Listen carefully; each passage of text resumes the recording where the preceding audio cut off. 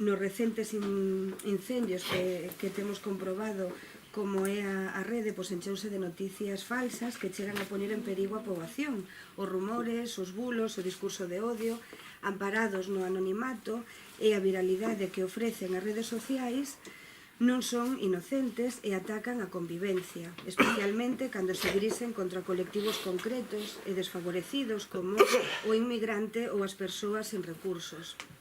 No ano 2016, en Galicia, por primeira vez, as agresións xenófogas foron o delito de odio máis habitual.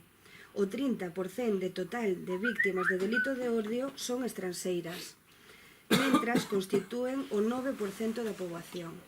As conductas intolerantes espállanse respaldadas por estereotipos falsos. Ademais, a tendencia que temos constatado é que cada vez máis as opinións persoais no contexto de internet espállanse con apariencia de información contrastada, o cal provoca que as audiencias teñan grandes dificultades para diferenciar o que son os datos obxectivos do que é a apreciación persoal e o verdadeiro do falso. Isto crea un caldo de cultivo pois idóneo para a aceptación e a difusión de mentiras, falacias e ideas xenófogas, moi especialmente entre os colectivos que non teñen formada todavía unha conciencia crítica ou unha capacidade argumentativa clara. Isto está xerando unha enorme preocupación a nivel internacional. De feito, a Comisión Europea sobre o racismo nas súas recomendacións de marzo do 2016 aos Estados membros, pois insisten na necesidade de promover o uso correcto, crítico e proactivo da formación online, no que as ferramentas e discursos que se propagan na rede atopen a un receptor con unha formación sólida en dereitos humanos e tamén no pensamento crítico como camiño correcto para frear previsiblemente o avance de todas as formas de racismo digital.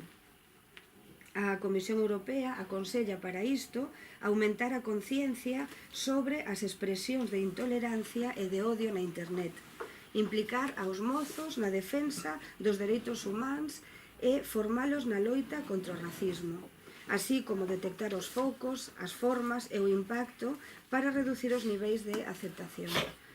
Segundo estimacións a nivel da Unión Europea, os delitos de odio cometidos a través das redes sociais multiplicáronse por 30 en relación á realidade física. Tendo en conta os datos de uso das TICs, podemos prever que este tipo de discurso no entorno digital tenderá a medrar nos vindeiros anos.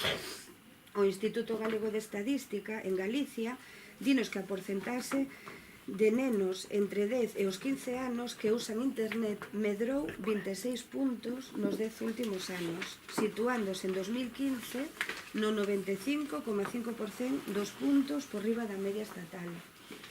Compre, polo tanto, actuar asiña na xeración de conciencia crítica e espacios de convivencia física e virtual, e fomentar o entendemento intercultural e a empatía, que favorezca a viabilidade do discurso alternativo.